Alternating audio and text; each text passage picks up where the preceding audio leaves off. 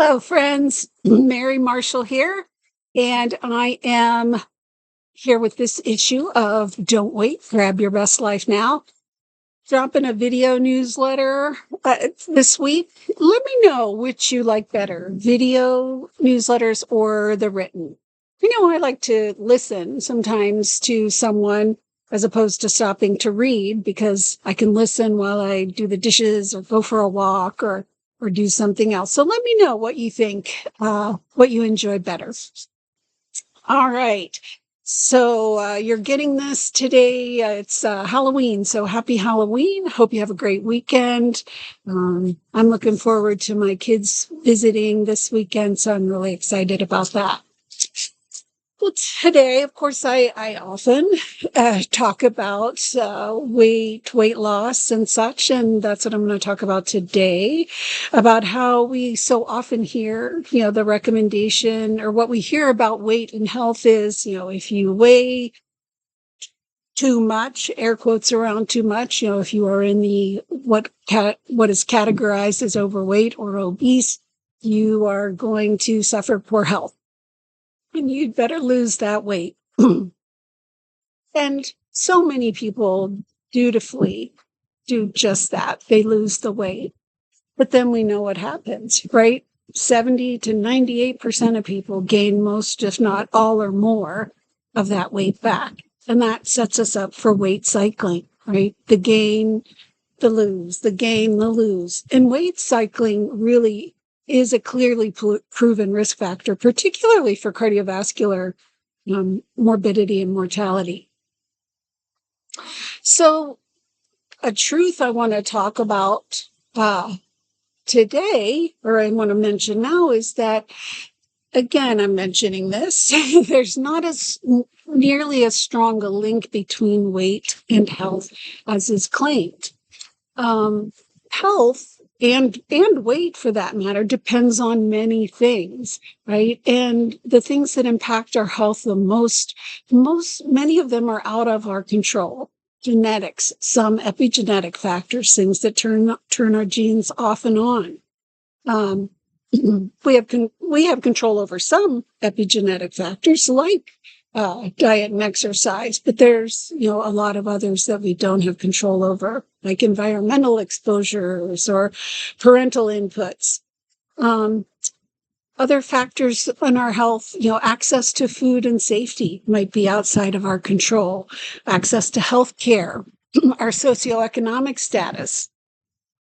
Did you know that your zip code, has a much bigger impact on your health than perhaps your weight or your BMI? That's the socioeconomic determinants of health are by far have the greatest impact. But that being said, I'd guess that for most of us, watching this video, who tune in to read my newsletter, we have access to resources and information to make an individual choice, right? To exert whatever influence we can, to do whatever we can to have the best health that we can. And that's a good thing, right? I don't put that down at all. I do that myself. And, diet and exercise are the most individually modifiable risk factors. Hence, they're the focus of health prevention and intervention recommendations. They are the most recommended, but that they're not the most impactful. And they are usually recommended as a means of weight loss, which is claimed to be the means to the end of good health. So how about thinking about what you eat and how you exercise in order to create strength, to create resilience and confidence and self-trust, give your body a sense of safety, right? So that it can function in that restore, rest, and regenerate mode, so that you can, in your daily living, do what you want to do, go where you want to go, be in community with your peeps, right? Engage in purposeful and meaningful work and activities so that you can be in ease, right? That's my definition of health. being in ease, not dis-ease, right? I want to share another study this week, and I don't know how I even found this study, how I came across it. But this is just published in 2025, so very recent. And, the study itself, I think, is a little bit, I have some issues with, let's just say, but there are some real gems in here. So the title of the study was Hand Grip Strength and Trajectories of Preclinical Obesity Progression. That's a mouthful. But translated, the study was done to see if grip strength, as an indicator of muscle strength, could predict development and progression of health dysfunctions related to obesity. And this isn't a novel idea necessarily. It's been known that low grip strength, it has been shown to be an independent predictor of mortality risk. That's risk for death in individuals over age 50. And here's a kicker, regardless of their BMI. But this study looked at people to see if this being stronger would prevent progression to dysfunctions normally related to obesity. And everybody in the study had a BMI in the obese category, and they also had a waist circumference or waist hip ratio that met that criteria as well. They measured time to first dysfunction, second dysfunction, and death. And here's another little gem in this study. At baseline, so before they looked at the data, and they looked at 93,000 participants for 13 years of follow-up. And all of the participants had the high BMI in the obese category. But even at baseline, those with the highest grip strength had the lowest C-reactive protein, which is a marker of inflammation. They had the lowest A1C, which is a marker of blood sugar, and they used less medication for cholesterol, blood sugar, or blood pressure. So I thought that was very, that's a little gem to find that. And the A1C level was, I know it was under 7, if not under 6. I don't have that study in front of me. In the highest group with the highest grip strength. And another gem of the study is that there was a significant group of people who never developed clinical dysfunctions of obesity before they died. And one thing on these clinical dysfunctions, they could hardly be solely attributed to obesity. One of the things in the category was increased intracranial pressure. I'm like, well, that could be a stretch to say that's solely related to obesity. Maybe if you're standing on your head, but and there were several like that. So, and they did mention that as a limitation of the study as well. But in short, the study's conclusion was that grip strength was significantly associated with a decreased risk of obesity-related dysfunction progression and multiple cause mortality. My take on that conclusion is that this is one more example of why public health messaging should change instead of, lose that weight, which is has a very high risk of not succeeding, right?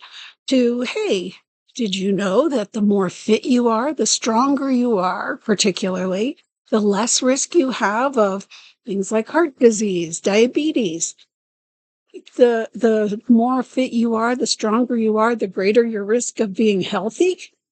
Going back to my definition of health, remember? Movement We are designed to move. When we move, it helps pain. It helps us move even better. It helps us think better. It helps our immune function. Right? All of these things are clearly demonstrated with, non-sedentary, active lifestyles.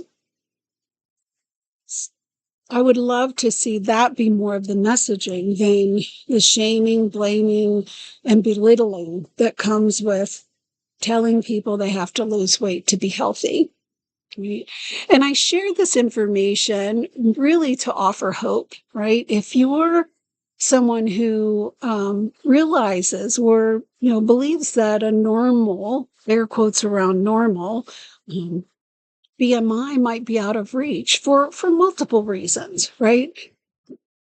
But for you to know, you can lower that risk of chronic disease in many ways. And developing strength and fitness in one of those ways that you have is one of those ways that you have some control over. You can make some choices about. You can change your story from, oh no, I'm doomed, or I have to exercise to lose weight, to,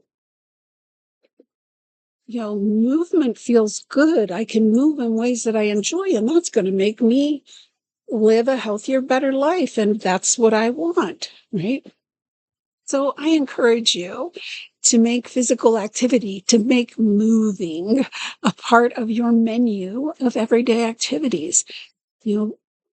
Every day we have so much time, and we have to choose what we do with that time. And just like I encourage you with food, to include all sorts of foods as options, right? When you're considering what you want to eat, I encourage you to do that with activity. You must consider what you like, what you have safe space for, how much time you have, and that can vary from day to day. And what you're able to do now, what your physical limitations are now, right? As my friend and physical therapist Eileen Ipsofta says, you need to start where you're successful, and you will progress and grow in your abilities. And that is very true. So try to consistently move your body throughout the day, right? Get off that booty once an hour. And, I know that's not exercise, just getting off your bottom every hour. But for somebody, that might be your starting point. And if that's your starting point, start there and enjoy progressing from there, right? And this is just my little thing, when you can move outside and in the sunshine. That has nothing to do with strength, but it is good for you and it feels good. If you can do so safely, if you're blessed to be able to do that.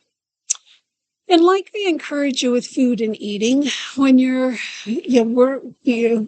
trying to move in your day, throughout your day, attune to your needs, especially when you're trying to make that, a more rigorous part of your routine. Do you need rest? And rest versus exercise doesn't have to be all or nothing. Do you need modification? Do you need food or water before you start? Do you need a friend to help you carry on? So make that plan, but always have a plan, right? You plan for, exercise or fitness, but, always tune in to your body's signals and be willing to revise that plan, and plan also to evaluate how it's going. Are you getting stronger? Are you gaining stamina? Do you like what you're doing, right? Do you want to try something new or something different? Are you ready to progress? Do a little more, do it a little harder. So, always evaluate and revise. And just a quick little self-check here, right? It is really good if you want to do everything you have control over to live your best life and have your best health and your best body that you can. I want to do that too. Remember two things. it makes us more fortunate to know and to be able to, and to have the resources, not superior to someone else who maybe isn't in a position of having that access or that capacity. And two, as I've said throughout the video, stay attuned to your state as you attempt to make changes of any sort. Does it feel stressful, overwhelming, fearful? Is it causing anxiety? Or are you feeling excitement, confidence, curiosity? Find some way to think about what it is that you want to do that feels good. And if you just can't find that, maybe now isn't the right time for that action. And make a plan to come back and reevaluate, or find a way to modify so that you can feel good about it. All right. That's my video for this newsletter. Happy Halloween, and I hope you have a wonderful 2 weeks till I see you again.